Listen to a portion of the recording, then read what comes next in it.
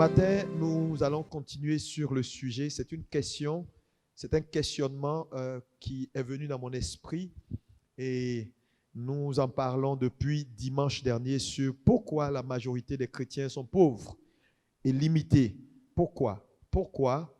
Et Dieu nous a donné des points de réponse. Ce matin, on va continuer. Alléluia. Est-ce que quelqu'un peut me dire Amen? On va prendre nos Bibles et on va faire la lecture, notre première lecture dans Proverbe 10, verset 22. Proverbe 10, verset 22. On va se lever par respect pour la parole. Vous savez, les premières lectures, nous nous levons pour respecter la parole de Dieu. Amen. Amen. Proverbe 10, verset 22. La Bible dit que c'est la bénédiction de l'Éternel qui enrichit. Qui enrichit? La bonne traduction, c'est la bénédiction de l'Éternel qui rend riche. Qui rend. Alléluia. Oui, allez-y. C'est la bénédiction de l'Éternel qui rend riche. Oui. Et il ne la fait suivre d'aucun chagrin. Et il ne la fait suivre d'aucun chagrin. Deutéronome 8 à partir du verset 12. On va commencer au verset 12. Oui, vas-y. On va lire le verset 12 au verset 18.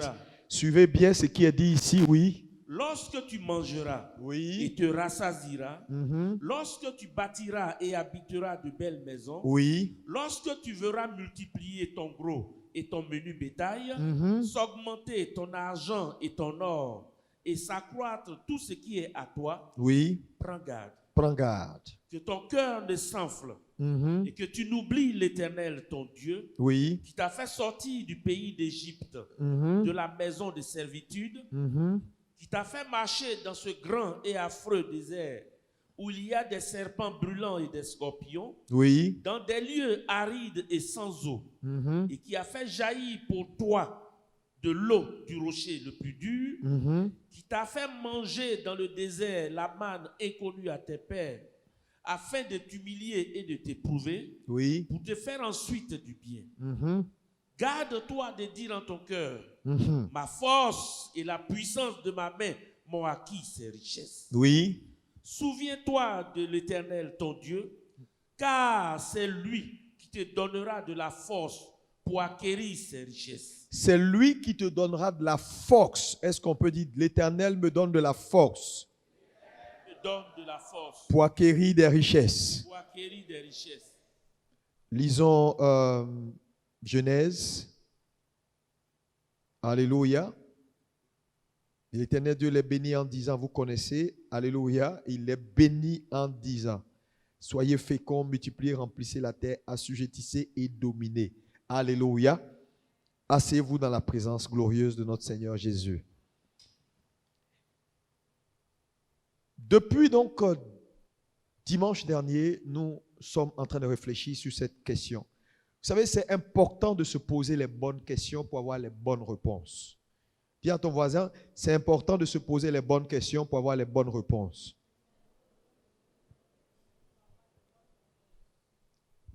J'ai fait une remarque qui est un peu triste, c'est les gens, à force de venir à l'église, s'habituent, deviennent familiers à l'atmosphère de l'église, familiers à l'environnement, que beaucoup passent à côté. Vous allez voir dans la plupart des églises en général, beaucoup de gens qui sont là il y a très longtemps ne s'en sortent pas.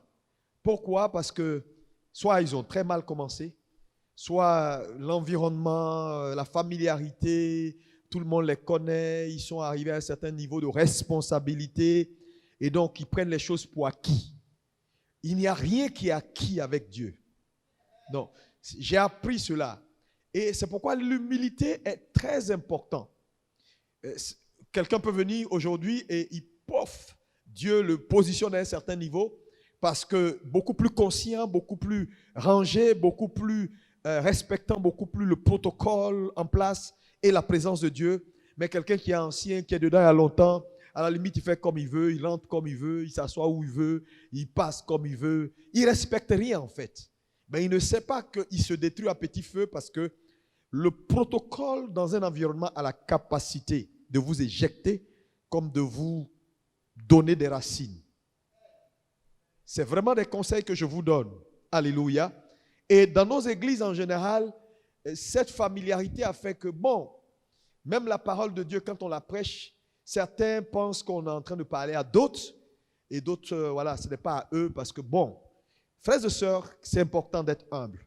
Le constat est que l'Église ne s'en sort pas. Mais il faut qu'on se pose les bonnes questions. Pourquoi? Qu'est-ce qui fait que entre ce qui est dit et ce qu'on vit à ce déphasage, si on veut trouver les bonnes réponses, il faut vraiment scruter et aller en profondeur en laissant Dieu nous parler sincèrement. Et dimanche dernier, Dieu nous a permis de voir deux éléments importants sous le point majeur de l'ignorance. Donc l'ignorance était le premier souci de l'Église et qui fait que les chrétiens n'arrivent pas à prospérer jusqu'à un certain niveau, n'arrivent pas à aller dans la richesse jusqu'à un certain niveau. Et nous avons dit que la compréhension même de la notion de la richesse et de la bénédiction, il fallait bien faire le distinguo. Tout à l'heure, dans Proverbe 10, on a vu que c'est la bénédiction de l'Éternel qui rend riche ou qui enrichit. Et nous avons vu que quand Dieu bénit l'homme, Dieu leur dit. Donc la bénédiction, ce sont des mots. Dis avec moi, la bénédiction, ce sont des mots. Dieu dit, Dieu les bénit en disant. Donc le mot en disant veut dire, voilà ce que c'est que la bénédiction. Dieu les bénit en disant, soyez féconds, multipliez, remplissez la terre, assujettissez toutes choses et dominez. Donc la bénédiction, c'est bien dire. Benedicere, en latin, bien dire. Donc lorsqu'on dit, je te bénis, on dit des bonnes paroles sur toi. Alléluia. Et ces paroles-là ont de la capacité. Par exemple, quand un pasteur dit, par exemple, sois élevé, alléluia, il libère une parole sur ta vie qui t'accompagne, qui s'attache à ta vie, qui t'accompagne. Cette parole n'est pas l'élévation, mais cette parole-là est une capacité. Donc tu es dans des dispositions où tu peux être élevé. Alléluia. Parce que tu as sur toi une parole qui t'accompagne. Donc, la bénédiction, ce sont des mots. Dis avec moi des mots. Mais ces mots-là représentent une capacité. C'est pourquoi, dans Deutéronome, tout à l'heure, on a vu, Deutéronome chapitre 8, verset 18, c'est lui, Dieu, qui vous donnera de la capacité ou de la force pour acquérir des richesses. Alléluia. Et la bénédiction a plusieurs paliers. Plusieurs paliers. Quelqu'un me dit avec moi plusieurs paliers. Par exemple, le palier basique de la bénédiction ou le premier niveau de la bénédiction, quand on donne sa vie à Jésus, alléluia, on est béni. La Bible dit, nous sommes assis avec lui dans les lieux célestes. Donc, nous avons un premier niveau de bénédiction qui vient à nous par notre position en Christ. Donc, tout chrétien né de nouveau est béni. Dis avec moi, je suis béni. Je veux que tu parles ce matin. Dis, je suis béni. Alléluia. Ce n'est pas faux. Tu n'es pas en train de faire une confession. Tu es béni. Parce que tu as donné ta vie à Jésus et la position que tu as désormais en Jésus te confère une bénédiction ou une capacité. Alléluia. Tu es béni. Mais c'est juste un niveau. Alléluia. À ce niveau, on peut ajouter un deuxième niveau de bénédiction. Alléluia. Quand tes parents, les gens qui vivent avec toi, qui ne sont pas forcément chrétiens, alléluia, également te bénissent. Quand ton père biologique ou ta mère biologique dit, ma fille, vraiment que tu ailles loin dans la vie, je prie que tout ce que tu fais réussisse. Ce n'est pas rien, alléluia. Ce sont des paroles qui viennent s'attacher à toi et qui peuvent t'aider à gagner des batailles. Quelqu'un me dit amen. Donc, il y a également ce palier-là, alléluia, de tes parents qui te bénissent, alléluia, qui disent des paroles sur ta vie et qui ajoutent à ta vie une capacité. Et il y a un troisième niveau également, lié à bien sûr ceux qui t'entourent, tes pasteurs, tes leaders spirituels, éventuellement les biens que tu fais dans la vie qui activent sur ta vie de la capacité ou de la bénédiction en activant par exemple la loi de l'honneur, tu te positionnes pour un certain niveau de bénédiction. Donc vous voyez que quand un homme donne sa vie à Jésus, alléluia, il y a un premier niveau de bénédiction qui est commun à nous tous. Mais en plus de ce premier niveau-là, les choix que tu fais de valeur, d'obéissance, alléluia, augmentent ton niveau de bénédiction. C'est pourquoi on peut être tous nés de nouveau, mais on n'a pas les mêmes potentialités en termes de bénédiction ou de capacité. Parce que tu vas voir un frère qui est très respectueux de ses parents, qui honore ses parents, qui est respectueux de l'environnement, qui est respectueux du protocole, parce que même un protocole que tu honores dans ton environnement ajoute à ta vie de la capacité. Donc, par les choix que nous faisons chaque jour, nous augmentons le niveau de bénédiction ou de capacité. Alléluia. Et on arrive à un point dans notre marche avec Jésus où nous avons beaucoup de capacités, de potentialité. Donc, la réussite ou créer des richesses devient plus facile parce qu'on a accumulé beaucoup de capacités par rapport à quelqu'un qui est resté au niveau basique de la bénédiction liée à son salut. Alléluia. Gloire à Dieu. Gloire à Dieu. C'est pourquoi faire le choix de bien vivre, faire le choix d'honorer, faire le choix de respecter les anciens, faire le choix de respecter l'autorité spirituelle, ce sont des choses qui ne sont pas négociables parce qu'elles ajoutent à ta vie la bénédiction.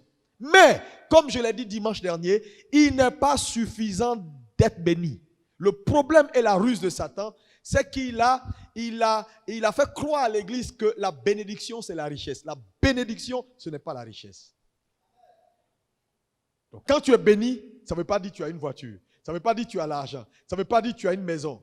C'est la bénédiction de l'Éternel qui rend riche. Le problème, c'est quoi? C'est que la bénédiction est une bonne chose parce qu'elle te confère de la capacité, mais une capacité qui n'est pas déployée, qui n'est pas exprimée, ne te sert à rien. Voilà pourquoi l'Église est pauvre. Donc, l'Église est une assemblée de puissants pauvres. Ça contraste. Ils sont puissants parce qu'ils ont de la capacité, mais malheureusement, heureusement ou malheureusement, ils sont pauvres. Parce que n'exploitant pas cette potentialité.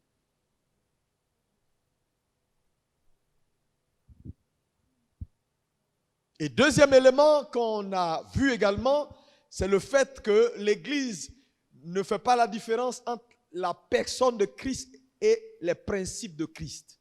Ils ont accepté la personne, ils ont rejeté les principes. La personne te donne le salut, la personne te donne la paix, la personne te donne le bonheur, mais ce sont les principes qui te donnent la richesse.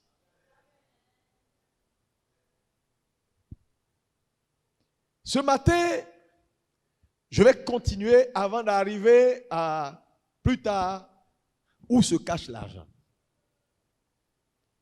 Parce que le Seigneur m'a demandé de pousser un tout petit peu.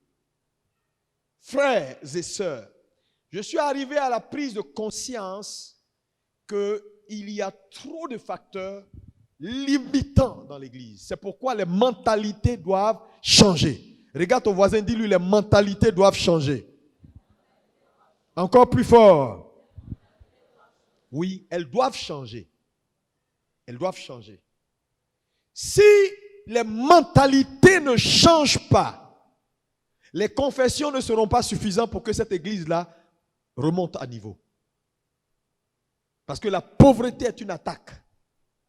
La pauvreté est une malédiction. Ça peut te choquer, mais c'est la vérité. Si ton père est le roi, le fils d'un roi, c'est quoi? C'est un prince. D'où vient que ton roi ou ton père est tout puissant et que toi, tu es aussi limité? Ça n'a pas de sens. Mais on s'est rendu compte également que la majorité de nos croyants dans nos églises ne croient pas en Dieu. Ça te choque? Oui. On peut être assis à l'église, on peut chanter, on peut crier, et puis on ne croit pas en Dieu. Vous savez, l'incrédulité est à niveau. Hein? L'incrédulité est à niveau. C'est des paliers.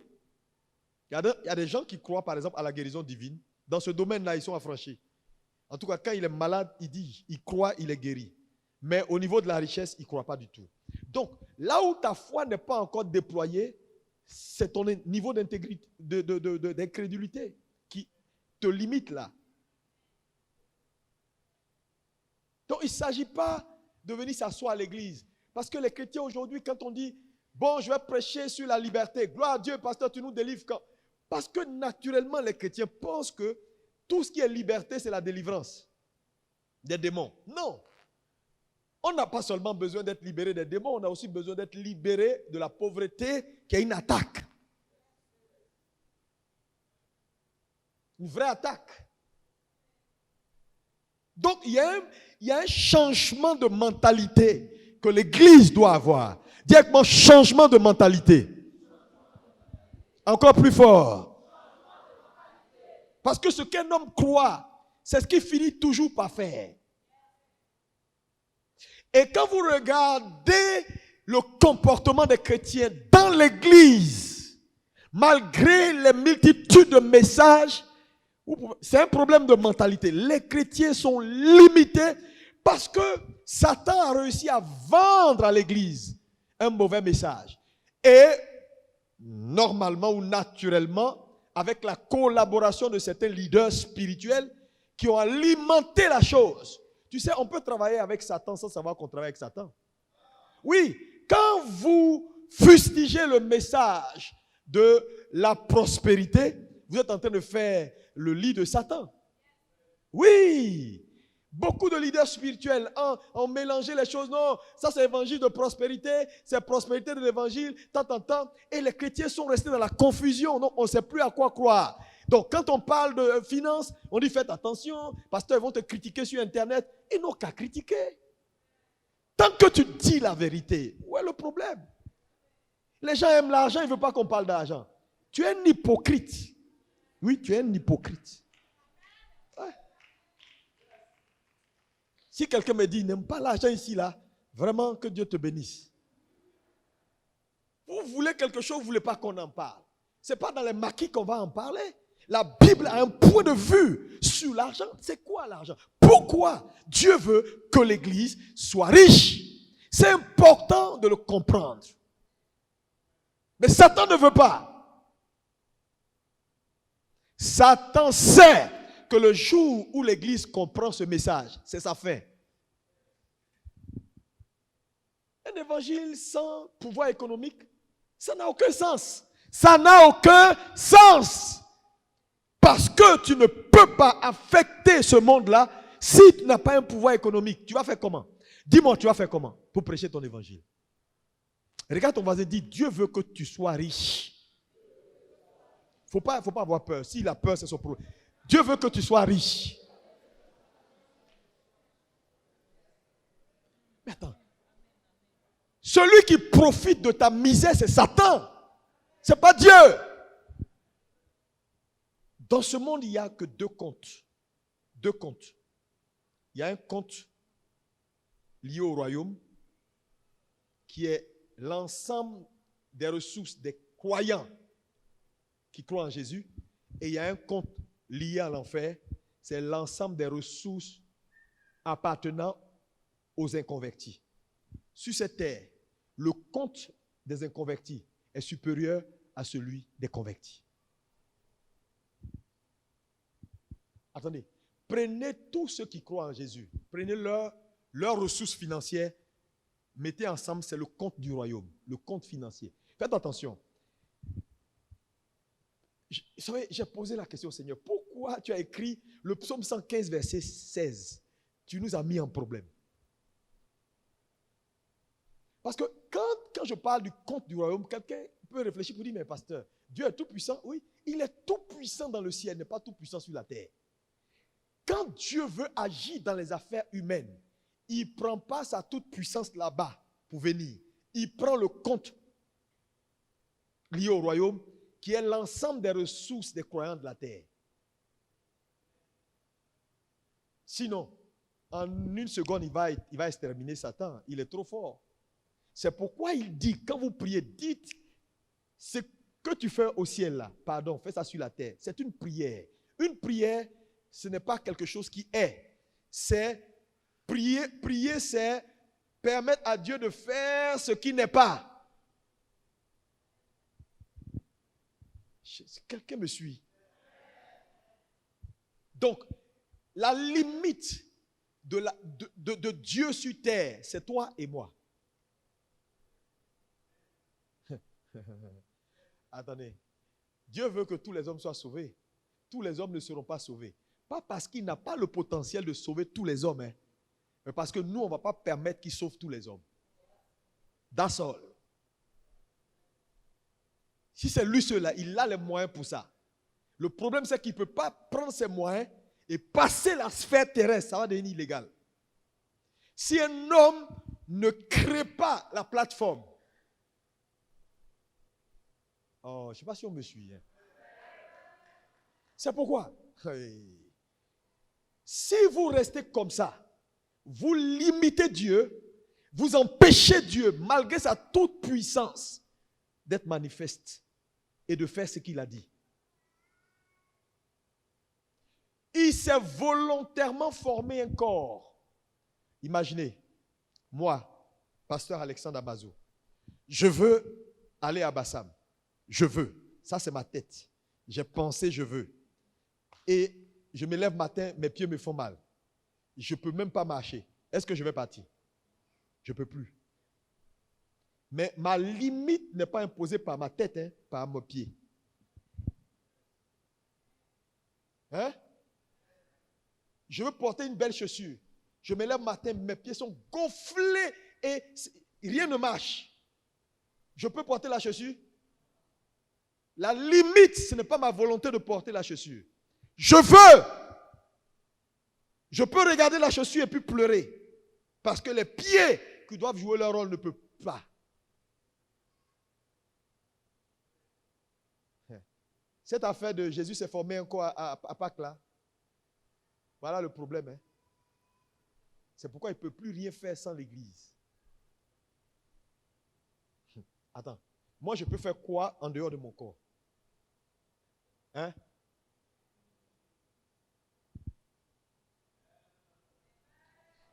C'est pourquoi la conscience de l'église, venir à l'église, ça te dépasse. Hein? Regarde ton voisin, dis ça te dépasse. Pas tes intérêts égoïstes, oui, moi, je veux. Non, ami, c'est trop élémentaire. L'affaire là te dépasse. Pourquoi Dieu veut que vous soyez riches? Il faut le comprendre. Dieu a un agenda. La première chose que tu ne dois jamais oublier, Dieu vous veut riche. Parce que Dieu veut voir l'évangile s'étendre, l'expansion de l'évangile. Dieu veut que vous soyez des sponsors. Que ton amen soit plus fort que ça. Personne ne le fera à ta place. Ne compte pas sur les gars là. Leur compte, c'est pour leur royaume. Quand des Bill Gates, ces hommes puissants, ces milliardaires, quand vous prenez par exemple un pays comme l'Angleterre, sur toute la richesse, 60% de la richesse de l'Angleterre est dans la main de 5 personnes qui ne connaissent pas Jésus. Ça, c'est le compte de Satan. Quand vous prenez la Côte d'Ivoire, pratiquement toute la richesse de ce pays est dans la main de politiciens, d'hommes véreux qui ne connaissent pas Jésus, qui sont de l'autre côté et qui adorent un autre Dieu. Ça, c'est le compte de Satan. Quand vous prenez l'église, il y a combien de milliardaires dans nos églises? 0. Il n'y a rien. Il n'y a rien. Qui va sponsoriser? Ce n'est pas avec le compte de Satan. Ne compte pas sur Satan pour signer sur le chèque pour que nous on prenne l'argent pour aller gagner des âmes pour piller son royaume. Il ne le fera pas aujourd'hui, il ne le fera pas demain parce qu'il n'a pas fini son programme. Donc, quand vous voyez la pédophilie, vous voyez l'homosexualité qui grandit dans les nations. Quand je vois les gens, au nom de Jésus, l'homosexualité, vous faites rire. C'est un programme qui est en action. Oui. À un moment donné, il te présente le programme. Tu refuses, tu veux jouer les durs, il te ferme le robinet. dans la nation. Parce que depuis l'ONU, depuis la Banque mondiale, depuis les institutions de Bretton Woods, ils sont tous alignés sur un programme mondial pour leur Dieu et leur divinité. Tu es un président, ils vont te fermer les portes. Tu vas dire quoi?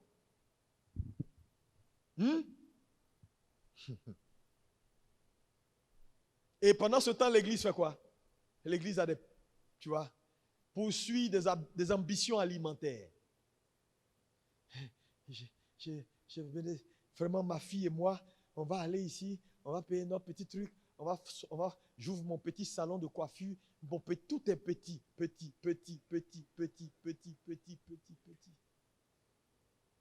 Je vais construire ma maison au village pour ma retraite, et puis j'ai une maison à Abidjan, ça me suffit. Si c'est ça ton ambition, tu es méchant et mauvais. Parce que l'agenda de Dieu dépasse ça. Dis avec moi, ça dépasse ça. Tu dois comprendre pourquoi il faut attacher une vision à la poursuite de la richesse. Parce que quel intérêt Dieu a de te bénir, de te donner beaucoup de richesse, s'il n'y a rien qui le motive? Parce que toi seul là, tu ne peux pas manger 10 plats de riz avec sauce. Tu ne peux pas dormir dans 3 chambres. Tu ne peux pas conduire 2 voitures en même temps. Tu ne peux faire que ce qu'un homme peut faire. Donc ça, c'est élémentaire. Donc quand tu poursuis la richesse jusqu'à un certain niveau, quelle est la vision attachée? Donc c'est ce manque de vision qui fait que l'église est médiocre. Parce que, attends, tu veux l'argent pourquoi? Le monsieur, il ne sait même pas pourquoi. Pendant que le monde poursuit un agenda, l'église n'a aucune vision pour la richesse. Donc vous voyez que quand il n'y a pas de vision pour quelque chose, la chose va manquer. Tu veux l'argent, c'est pourquoi? Construire des orphelinats, construire des maisons de retraite. Parce que n'oubliez pas, à chaque fois que vous faites quelque chose, c'est Jésus qui le fait. Si mon pied a frappé cette fleur, c'est moi qui l'ai fait. C'est mon pied, mais c'est moi qui endosse. Vrai ou faux? Quand ta main, tu étais en train de parler, tu n'as pas fait attention, puis tu as tapé un verre, le verre est tombé, il s'est cassé, c'est ta tête qui s'excuse. Ce n'est pas ta main qui s'excuse. Ta main a cassé, ta tête s'est excusée. Ah non, pardon, je n'ai pas fait, excuse-moi. Donc, quel que soit ce qui se passe là, c'est la tête qui endosse. Quelle est ta vision? Regarde ton voisin, pardon. Je suis venu pour qu'on réfléchisse. Quelle est la vision attachée à la poursuite de l'argent que tu cherches là? Quelle est la vision attachée à ça? Il n'a pas encore parlé? Il ne veut pas? Ok. Il ne veut pas parler.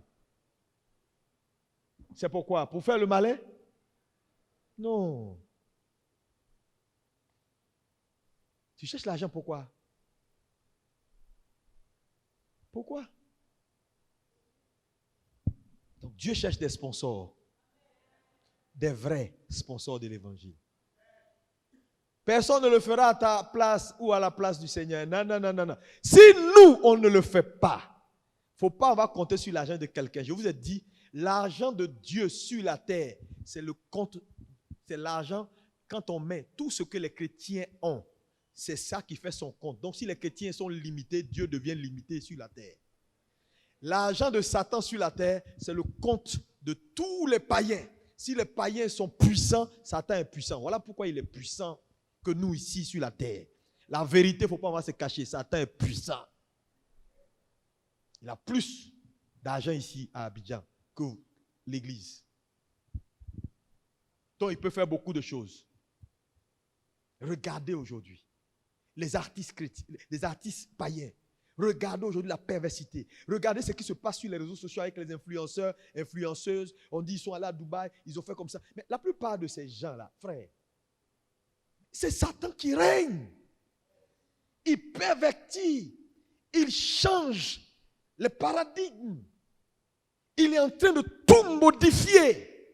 Et l'église est là. On se réunit pour acclamer et chanter.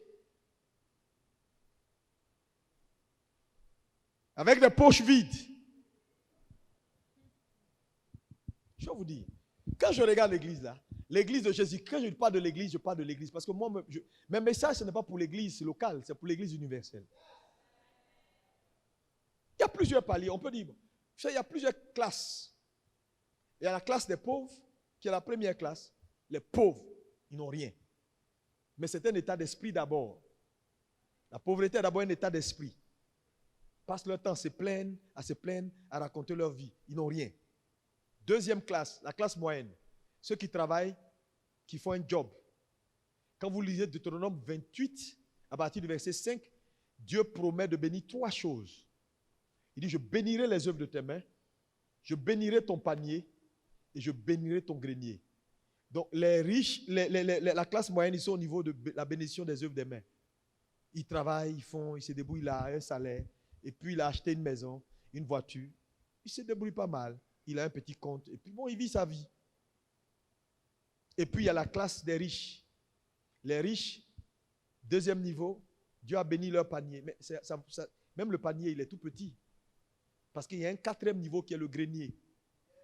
Donc, un riche, c'est quelqu'un qui a passé le niveau de travailler pour quelqu'un et qui a investi et qui a quelques affaires. Donc, bon, mais tu sais, quand on est riche, on est à un niveau. Mais il y a un 4e niveau, c'est ceux qui ont dépassé le niveau de la richesse. Comme on pouvait parler de Isaac, il s'est enrichi. Il est devenu riche.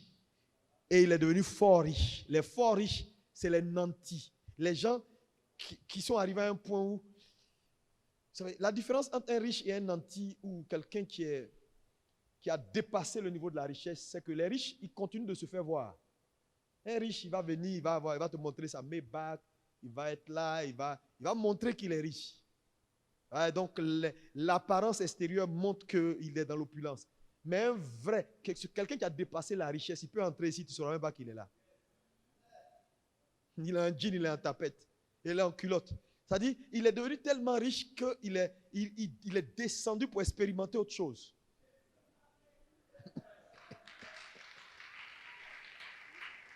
Quand tu vois c'est les riches qui aiment les marques, Dolce ici, Fendi, sac Fendi, ils mettent quand Yves Saint Laurent, puis il parle avec toi, il met un truc brillant, ça c'est les riches. Mais les nantis, les puissants, non, ils ont dépassé ce niveau. Ils n'ont rien à prouver à personne. Que Dieu t'aide à aller au-delà de la richesse. Dis 3 fois Amen. Donc l'église doit se réveiller. Deuxième raison pour laquelle Dieu veut que tu sois prospère. Numéro 1, que tu sponsorises l'évangile. Parce que Dieu veut étendre son règne. L'affaire du royaume est une affaire d'expansion de règne. N'oublie jamais ça. Deuxième niveau, Dieu veut que tu vives bien. Tu sais, je veux te dire, quand vous lisez l'histoire de Lazare dans Luc 16, le problème, Lazare est parti avant, le pauvre Lazare est allé, il a dévancé le riche dans l'au-delà. Ce n'est pas forcément parce que Dieu voulait qu'il meure vite, il n'a rien le gars, il souffrait. La souffrance n'est pas une bonne chose. Dieu veut te prospérer parce que Dieu veut que tu te soignes bien. Combien de pasteurs qui meurent parce qu'ils n'ont même pas d'argent pour se soigner, pour faire un bilan médical? Des frères qui sont là dans des petits coins, ils sont malades, c'est infirmerie. C'est-à-dire l'infirmier s'improvise médecin. On te donne des ordonnances. C'est-à-dire rien n'est clair dedans. C'est-à-dire c'est le médicament même du médecin qui te précipite vers la mort. Non, il faut que ça change. Si ton père est le roi, pourquoi tu vis comme un esclave? C'est une question qu'il faut te poser. C'est pourquoi je dis beaucoup de croyants, beaucoup de chrétiens, en réalité ne croient pas en Dieu. Parce que c'est tellement clair. Lis-moi Agé. Lis-moi Agé. Agé 2, versets 8 à 9. Lisons ensemble. Tout le monde regarde au tableau. Agé, oui. L'argent est à moi L'argent est à moi. et l'or est à moi, Oui, dit l'Éternel des armées. dit l'Éternel des armées. La gloire de cette dernière maison sera plus grande que celle de la première. Il parle de maison, deux maisons. Mais de quoi il parle? Il a dit détruisez ce temple et en 3 jours je vais la rebâtir. Il parlait du temple de son corps. La première maison, c'est la maison que les gens ont détruite à Jérusalem il y a 3000 ans. Et la deuxième maison, là, c'est toi et moi, qui est une maison spirituelle qui n'est pas bâtie de main d'homme. Mais il dit que cette dernière maison-là, sa gloire va surpasser de loin celle de la première. Oh mon Dieu, est-ce qu'il y a quelqu'un qui fait partie de cette dernière maison? Si tu es là, je prophétise que ta gloire apparaisse, que ta lumière apparaisse, que ta lumière apparaisse au nom puissant de Jésus-Christ de Nazareth. La gloire de cette dernière maison, il dit, elle sera plus grande que celle de la première, dit l'Éternel des armées. Et c'est dans ce lieu que je donnerai la paix. Il parle de ce lieu, il parle de la dernière maison. Il dit, c'est dans la dernière maison que je donnerai la paix. Le mot paix ici, la paix est spirituelle. Il dit, dans la dernière maison là, tu sais, quand Dieu t'a donné la paix, ça veut dire c'est fini. La paix, elle touche l'esprit, elle touche l'âme et elle touche le corps. Ça veut dire, tu seras sauvé, mais ce n'est pas tout. Parce qu'un homme qui est sauvé seulement, il n'a pas la paix. Ouh, tu es sauvé puis tu ne manges pas. Tu as des palpitations. Ça, ce n'est pas la paix. Tu es sauvé puis tu es malade. Ça, ce n'est pas la paix. Il dit, il va donner la paix là. Ça dit, une satisfaction totale. Il va vous satisfaire. Il va vous combler là, dans cette maison. Frère, et nous sommes membres de cette maison. Nous sommes du corps. Est-ce que quelqu'un peut dire, je suis du corps? Mais un corps spirituel. Un corps qui est né dans la victoire, qui est né dans la gloire, qui est né dans la puissance, qui est né... Hey, est-ce que quelqu'un peut acclamer Jésus? Oh, alléluia! Le corps de Christ est un corps puissant. Un corps qui n'a pas de limite. Jésus est entré chez les disciples. Il n'a même pas frappé la porte. Il est passé par le mur. Voilà le corps, le nouveau corps que Christ a bâti. Un corps spirituel. L'église doit se réveiller. Sortir du protectionnisme. Regardez combien de fois les gens se moquent de nous. Les gens s'en foutent de nous. Troisième raison. Dieu veut que tu sois riche. Numéro 1, que tu sponsorises l'évangile. 2, que tu sois bien. 3, que tu sois une source de bénédiction pour les nations. Parce qu'à chaque fois que tu vas quelque part, tu construis l'orphelinat, tu mets les gens là-bas, il faut leur dire qui a fait ça, c'est Jésus. Les gens vont connaître Jésus comment? Ils vont voir que Jésus est bon comment? Quand tu donnes à manger à des musulmans, à des bouddhistes, dis-leur, ce n'est pas moi, c'est Jésus. Parce que tu es l'extension de son corps. Comment les gens sauront que Jésus fait du bien? Si toi, tu ne vas pas. Si tu n'es pas un relais, il a dit à Abraham, je vais te bénir. Mais ce n'est pas ça qui compte. Quand tu es béni, tu n'es pas allé quelque part. Mais quand tu deviens une source de bénédiction. Réveillons-nous, réveillons-nous. Regarde ton voisin, dis réveille-toi voisin, réveille-toi voisin.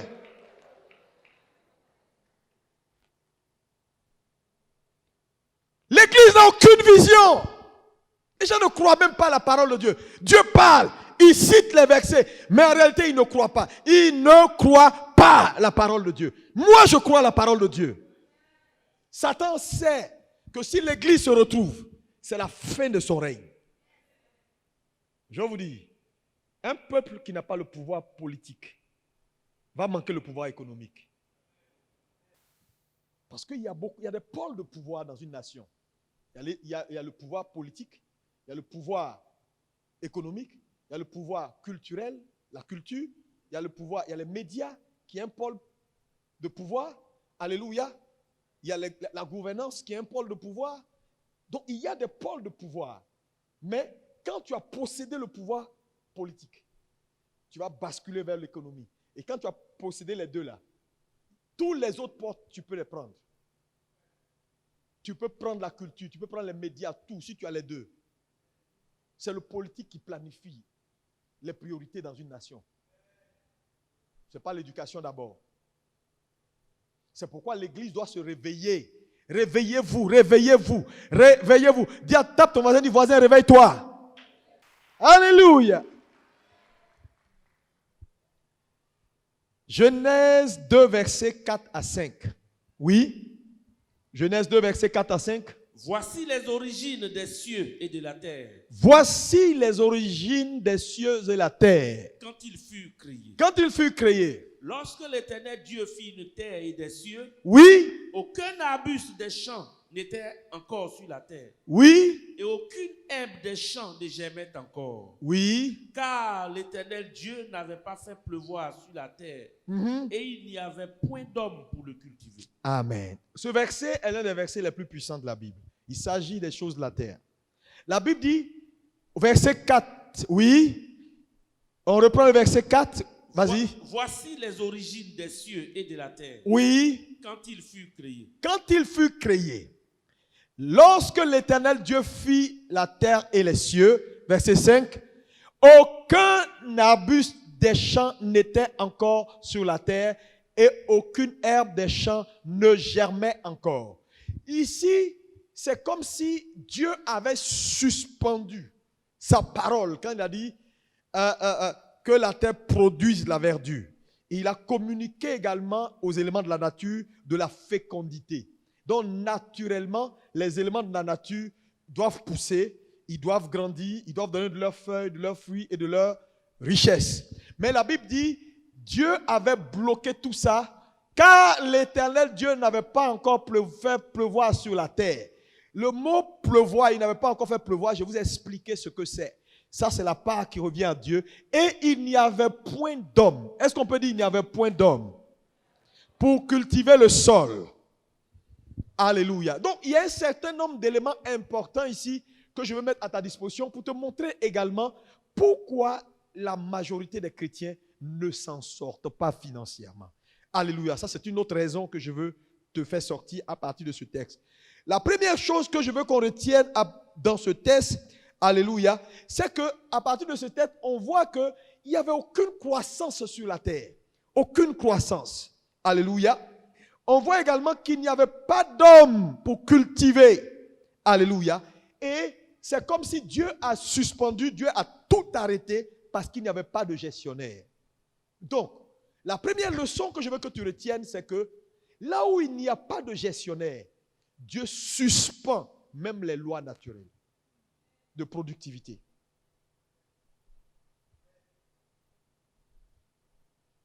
Parce que ici, les arbres doivent produire. Mais la Bible dit que Dieu n'avait pas permis que la production, les choses aillent de l'avant parce qu'il n'y avait pas d'homme pour cultiver. Le mot cultiver, il n'y avait pas de gestionnaire.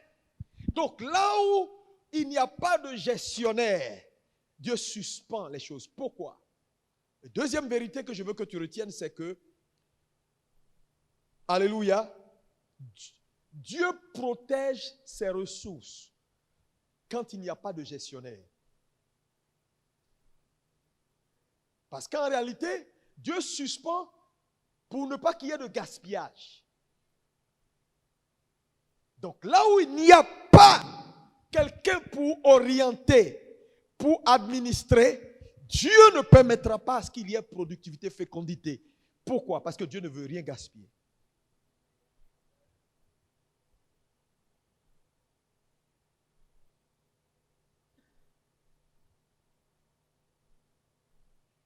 Et troisième leçon que je veux que tu retiennes ici, c'est le fait qu'on peut tirer à partir des deux premières leçons, c'est le fait que c'est donc la prise de responsabilité qui déclenche le mouvement de Dieu.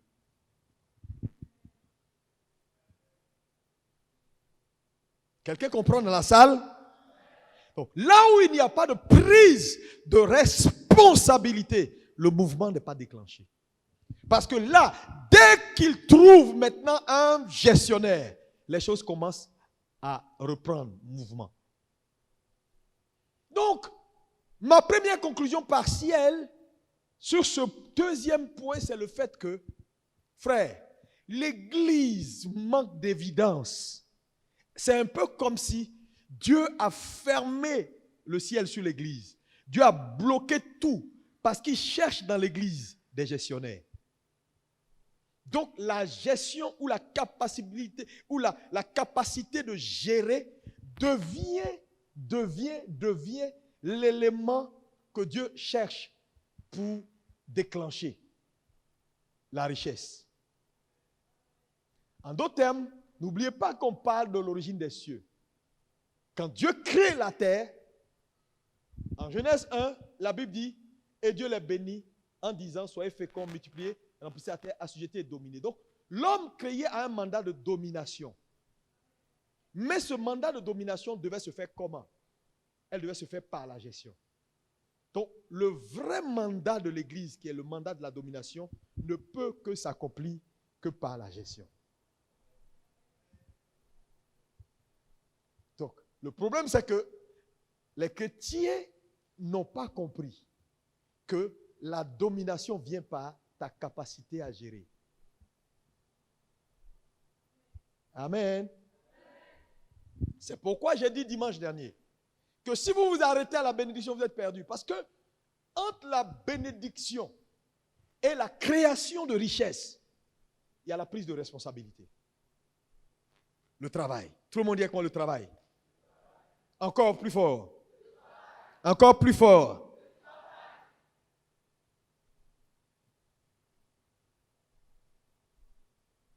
Est-ce que ça va? Bon, je ne sais pas, je parle, mais je ne sais pas si les gens comprennent. Parce que comme vous n'avez pas de réaction, je ne sais pas si tu comprends. Je te dis, je t'explique la Bible et les vraies vérités de la Bible.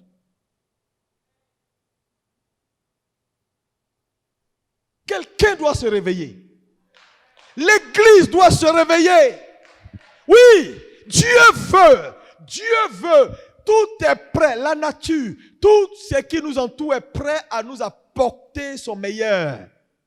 Mais c'est un peu comme si Dieu a tout suspendu parce qu'il ne trouve pas d'homme. C'est pourquoi, je vous le dis, c'est pourquoi la confiance, Dieu a toujours recherché des hommes. Dieu cherche, quand on dit Dieu cherche des hommes, il cherche des hommes. Il ne trouve pas. Il y a combien de gens qui sont là? Dieu cherche. Mais à qui je vais confier ma richesse? À qui je vais confier l'argent? Il ne trouve pas. Il ne trouve pas. Et quand il n'y a pas de gestionnaire, Dieu suspend les choses. En d'autres termes, Dieu répond à ta capacité de gestion.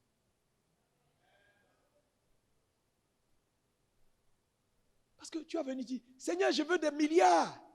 La première question c'est, tu veux des milliards, ok. Mais je t'ai donné 100 000. Tu ne peux même pas, tu n'as même pas pu gérer ça. Dans les 100 000, je t'ai dit de me donner offrande et dîme. Dîme, je t'ai dit chaque mois, envoie-moi 10%. Tu ne fais même pas ça. Parce que souvent, écoutez-moi bien, souvent, les gens pensent que quand ils apportent leur dîme à Dieu, ils donnent l'argent à Dieu. Qui dans cette salle peut donner l'argent à Dieu? Il n'y a pas quelqu'un. Il est le propriétaire de tout. Tu ne peux pas donner à un homme ce qui est sa création. Il est à l'origine de toute richesse. C'est lui qui nous a tout donné. Donc en réalité, on ne lui donne rien. Non. Et donc, poussant la réflexion, le Saint-Esprit m'a expliqué et m'a aidé à comprendre que, en réalité, les dîmes et les offrandes sont pour Dieu un moyen de nous éduquer à la gestion. Oh. Parce que quand Dieu te dit, c'est vrai, tout m'appartient, même ce qui est dans ta poche là m'appartient, mais je veux que 10%, garde le reste, les 90%, c'est une façon, numéro 1, de rechercher chez toi la responsabilité. Donc, quand tu acceptes de te discipliner à le faire, tu deviens responsable. Ça veut dire tous les mois, même si mon pneu est percé, même s'il n'y a pas d'argent à la maison, même si j'ai des besoins, je vais faire ce que Dieu m'a dit, tu deviens responsable. Donc, la première chose que Dieu recherche, c'est voir ton niveau de responsabilité. 2, si tu fais chaque mois, tu prends les 10%, tu envoies 15% en fonction de la révélation que tu as avec lui, tu fais. La deuxième chose que Dieu recherche, c'est la confiance. Parce que les autres ne te voient pas. Toi, tu viens à l'église, on dit, ah ouais, le grand diacre, voilà l'ancien. Mais quand les gens t'admirent à cause de ta réputation, Dieu, lui, te regarde parce qu'il voit là où les autres ne voient pas. Il sait que tu payes aujourd'hui, 6 mois après, tu ne payes rien. Tu envoies 10 aujourd'hui, tu n'envoies rien. Tu es tout le temps en train de tromper Dieu. Donc, là où les gens te font confiance, Dieu ne te fait pas confiance. Parce qu'en te demandant d'être régulier, il veut tester la confiance. Et puis, troisième élément que Dieu recherche, c'est ta fidélité à le faire quotidiennement, tous les mois, quel que soit ce qui arrive, et à ne pas t'arrêter. Donc, vous voyez qu'il y a 3 éléments qui sortent que Dieu recherche quand il te teste ou qu'il instaure les dîmes et les offrandes pour nous éduquer à la gestion. Dieu recherche ton niveau de responsabilité. Dieu recherche la confiance et Dieu recherche la fidélité.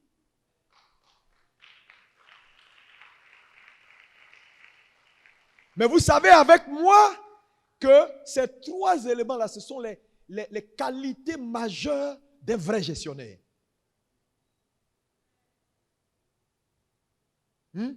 Toi, tu peux prendre quelqu'un pour gérer tes biens. Si ce n'est pas un homme responsable, si tu ne lui fais pas confiance, s'il n'est pas un homme loyal, jamais de la vie. Donc, quand Dieu te teste par les dîmes et les offrandes pour voir ton niveau de... Parce qu'en réalité, la première tâche d'un homme, c'est sa capacité de gestion. Dieu nous a créés pour gérer. C'est parce que c'est la gestion qui t'amène à la domination.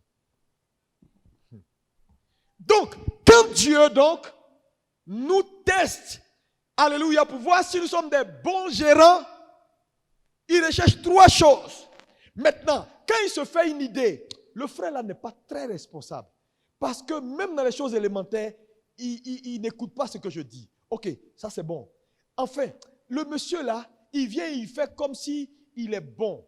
Mais ce n'est pas un homme digne de confiance parce que là où les autres donnent, lui triche. Parce que c'est vrai, les autres ne le voient pas. C'est pourquoi je vous dis, la familiarité, c'est très dangereux. Parce qu'à un moment donné, quand on devient trop familier, même ce qui est de notre devoir, on considère que, oh, moi je suis dans l'église, nous on est là, et puis ils ne font pas. Et la plupart des pasteurs, des diacres et des anciens, c'est eux qui ne font jamais quand on dit aux autres de faire. Parce qu'ils se disent, mais nous on est toujours là. Donc Dieu commence à voir que tu n'es pas digne de confiance. Et puis il fait aujourd'hui, il ne fait pas demain, il dit, bon, je ferai parce que je suis habitué. Comme Moïse, ils font les choses comme ils veulent et quand ils veulent. Dieu dit, bon. Et quand c'est comme ça, Dieu ne te donne pas les vraies richesses. Parce qu'il t'a testé dans le peu. Tu as été trouvé infidèle, mauvais gestionnaire, incapable d'économiser. Parce que économiser, c'est tirer le maximum du minimum. C'est ça, économiser. La gestion, c'est quoi? Gérer, manager, c'est simple. Il y a 3 choses dans ça. Garder, multiplier, rendre meilleur. Et je vais vous dire, Dieu va vous mettre à l'épreuve de la gestion parce que c'est ça l'épreuve réelle. C'est-à-dire, vous n'aurez jamais ce qui vous appartient d'abord. On est fidèle d'abord dans ce qui appartient aux autres avant d'avoir ce qui nous appartient. Parce que c'est ta gestion qui te qualifie pour avoir.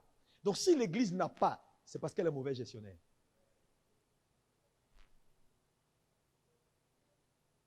Je ne sais pas si les gens me suivent. Non, je vous le dis. Regarde le peu que Dieu nous donne. Regarde comment on gère. Regarde comment on court, on pense qu'on est arrivé, c'est pour nous, on fait ce qu'on veut. Combien de gens qui pensent à Jésus réellement? 0. Et tu veux des vraies richesses? Tu ne les auras pas. Non, la vérité, c'est que c'est un principe. Et le principe n'est pas émotionnel. Parce que le principe est plus fort que les émotions. Donc, en fait, ce n'est pas une affaire de... Parce que vous savez, je vous dis, la plupart des croyants, des pauvres, les pauvres en général croient que Dieu est émotionnel. C'est pourquoi ils utilisent tous les moyens de plainte, de pleurs pour décrire leur situation, croyant qu'ils vont influencer Dieu à changer d'avis. Parce que quand ils pleurent, Seigneur, tu ne vois pas que je souffre. Et puis ils croient, dans leur subconscient, ils croient que Dieu va dire, j'ai compris, ma femme, donc tu me fais trop pitié. Oh non, je ne peux pas rester là, te voir comme ça souffrir. Attends, je vais descendre. Non, ça ne se passe pas comme ça. Dieu n'est pas émotionnel. C'est pourquoi tu continues de souffrir. Pas parce qu'il ne te voit pas, parce que Dieu est bouché par des principes, pas par des émotions. Donc le principe, il est comme mathématique. Tu n'auras pas, si tu n'es pas bon gestionnaire du peu. Dieu a tout suspendu sur la terre parce qu'il n'a pas trouvé d'homme pour gérer. Quand l'homme a commencé, il s'est mis en mouvement.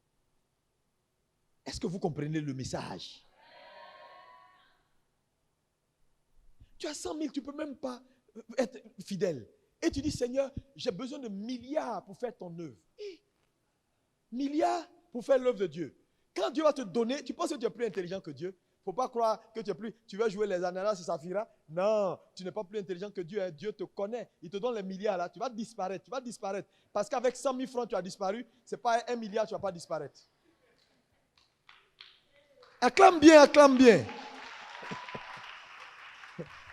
Avec 100 000 francs, tu as disparu. Ce n'est pas 1 milliard, tu vas rester là. Non. Tu vas commencer à regarder le pasteur pour dire, ce petit pasteur-là, est-ce que je dois lui donner la dîme une dîme qui fait 100 millions? Non. Attends, je vais lui donner un 10 millions là pour l'encourager. Il va prier pour moi dans le désordre.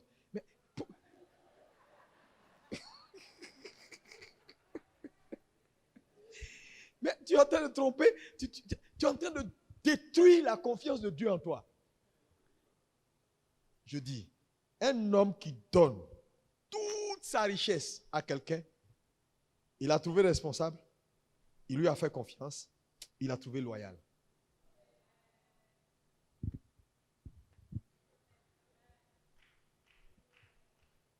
Ça complique les affaires. Les gars à l'autre côté là, Satan leur donne sa richesse. Parce que les trois trucs là, ils remplissent ça. Quand les gens sont dans fétiche, sont dans maïkari, sont dans ces trucs bizarres, mondains là, occultes là, mais ils sont responsables, ils sont loyaux, ils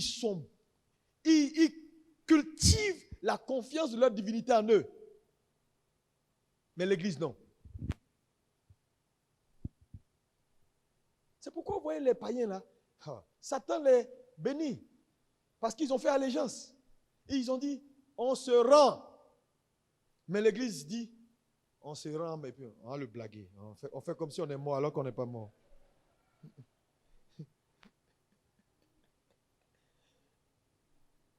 Est-ce que tu comprends cette raison-là de la limite de l'église? C'est très profond, hein? Mais cette raison est liée à un principe. Donc ça devient difficile de régler ce problème-là si l'église ne se règle pas. C'est-à-dire que sur cette raison, on ne peut pas tromper Dieu, quoi. Non. C'est pourquoi tu vas voir beaucoup de gens qui ont le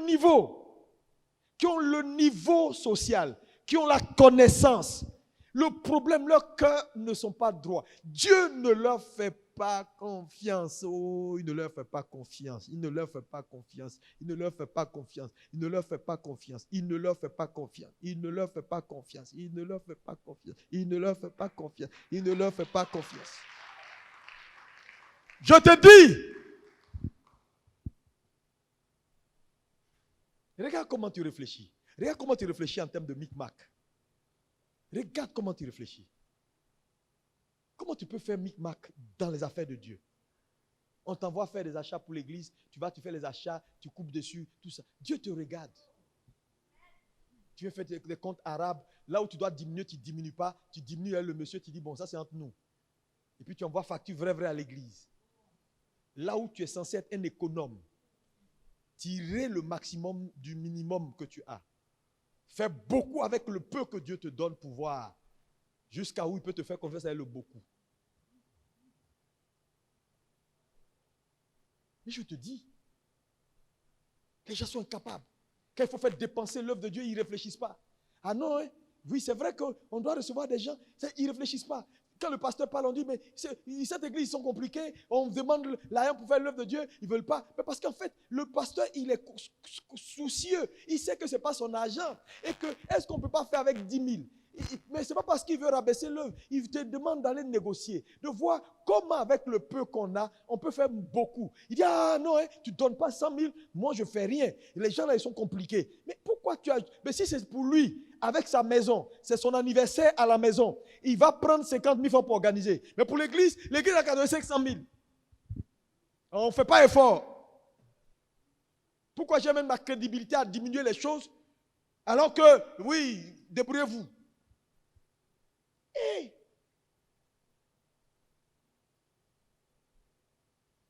Et tu t'attends à ce que Dieu te rende riche. Tu vas attendre longtemps. Toutes tes prières, tu es en train de te séduire. Parce que Dieu t'a testé le peu. Il t'a trouvé est faux. La confiance, c'est important. Donc Dieu a du mal à faire. Regardez aujourd'hui. Il y a combien de pasteurs qui pensent agenda de Dieu? Dès qu'ils ont un peu d'argent, c'est eux. Ils sont ici, ils sont là, ils sont gonflés, ils changent de voiture, ils achètent voiture A, voiture B, voiture C. Je suis d'accord que Dieu veut qu'on vive bien. Mais la valeur d'un homme ne tient pas dans la multitude de ce qu'il a et l'extravagance. On dit non, on dit mais quand tu en as, il faut qu'on sache.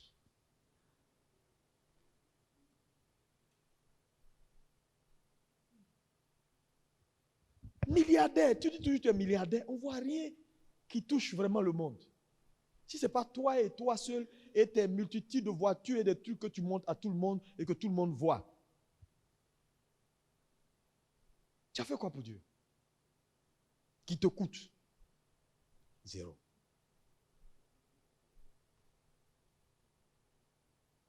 Seigneur, faut qu'on devienne puissant pour l'évangile.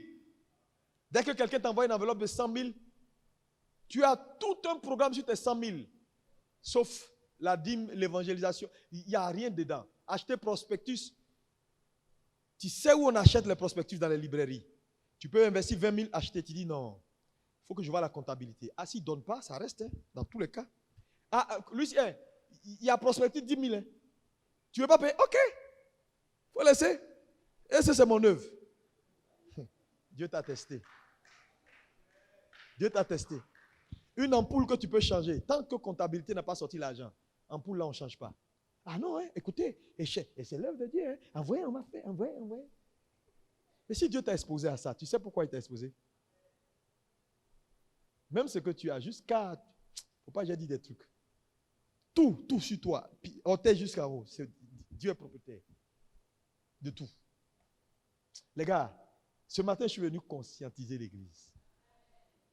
Changeons. Parce que le Seigneur a besoin de nous. Les autres gars à l'autre côté là, on peut tout dire d'eux. Hein? Les gars, ils ne s'amusent pas avec leur alliance, avec leur divinité. Les gens construisent. La plupart quand tu vois souvent dans des mosquées, des coins, c'est un individu qui construit ça lui seul. Lui seul, il bâtit ça. Puis il dit à son Dieu, mais les chrétiens, Dieu envoie un fidèle devant toi qui est un peu, tu vois que sa chaîne brille, il a garé une belle voiture neuve, concessionnaire. Tu commences, tu changes, tu deviens prophète. Mon ami, Dieu me parle. Continue. Dépose. Fais une offrande. Ok. Ah, vraiment, pasteur, Dieu me met à cœur. Voilà une offrande pour l'œuvre de Dieu. Alléluia, l'œuvre de Dieu. Et puis, quand tu entends l'œuvre de Dieu, tu te vois toi seul. Tu prends là, tu dis, c'est l'œuvre de Dieu. Mais c'est moi. Toi aussi, quelle œuvre de Dieu? L'œuvre de Dieu, c'est moi. C'est pas toi d'abord.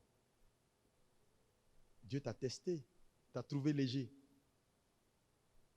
Soyez bon. Si Dieu vous fait confiance, il va diriger les richesses des nations vers vous. Parce qu'il saura que si ça vient dans la main de mon fils Paul, j'ai gagné.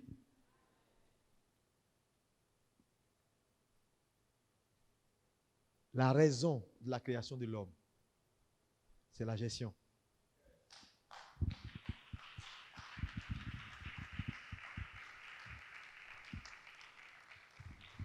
C'est pourquoi ne restez pas au stade de la bénédiction.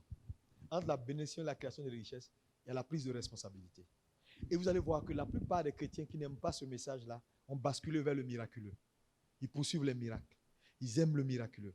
Miracle, c'est loterie.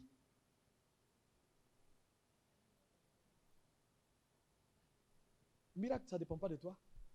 Et la plupart des gens qui remplissent les églises, on dit oh miracle, miracle, miracle. Ils ne veulent pas payer le prix. Les gens veulent la vie facile. Dieu n'a qu'à me donner, boum, l'argent du monsieur. Transfert depuis combien d'années vous dites, Dieu va prendre l'argent des pauvres pour nous donner là. Transfert de leur richesse vers nous. Mais vous pouvez la augmenter seulement. Ça ne vient pas. Parce que même un transfert de richesse répond à des normes. Hein? Tu vois, maison des gens, tu parles la langue dessus. Non, les gars, il faut comprendre que le miraculeux, c'est exceptionnel, c'est des cas d'exception. Hein? Alléluia. Dis-moi amen. Dans Matthieu 12, lis-moi Matthieu 12. Regardez ce que Jésus a dit aux gens qui recherchaient un miracle. Regardez ce que Jésus leur a dit. Matthieu 12, verset 38. Alors quelques-uns des scribes et des pharisiens prirent la parole et dirent, Maître, nous voudrions te voir faire un miracle. Nous voulons te voir faire des miracles. Donne-nous un miracle, oui. Il leur répondit, Il y a sa réponse. Une génération méchante et adultère. Parce qu'on veut voir un miracle, on est méchant. Ouais. Il dit, c'est les gens qui n'aiment pas, qui veulent rien respecter là, qui courent après les miracles. Oui, oui. Il ne lui sera donné d'autre miracle que celui du prophète Jonas. Il dit, le miracle que vous méritez là, c'est le miracle de Jonas. Qu'un poisson t'avale quelque part pour que tu prennes conscience.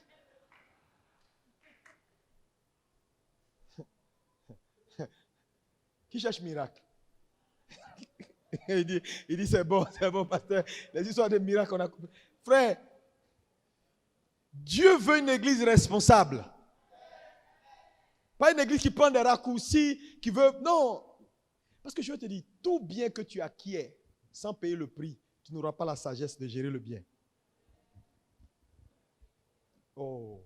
C'est pourquoi la plupart des enfants de riches qui n'ont pas vu, qui n'ont pas su comment leur papa a bâti sa richesse, quand ils héritent de ça, ils perdent tout. Quelqu'un gagne l'auto, hey! Il fait PMU, hey! Dites-moi dans le classement des milliardaires, qui a gagné l'auto dedans? Des chrétiens qui jouent le truc des chevaux là. PMU. C'est cash, ils sont là. Ils grattent. C'est quel numéro? Il faut que ma vie change. Oh non, non, non. Il ne veut pas travailler. Les histoires de responsabilité, il n'est pas dedans. Un coup, boum, et puis il a l'argent.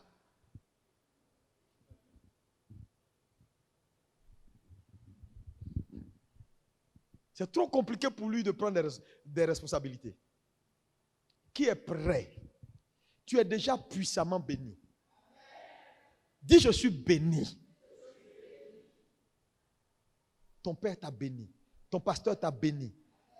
Tu as fait des choix de valeur. C'est-à-dire ta tête est chargée de potentialité. Maintenant, prends tes responsabilités de bon gestionnaire. Tu vas voir, la richesse va se créer.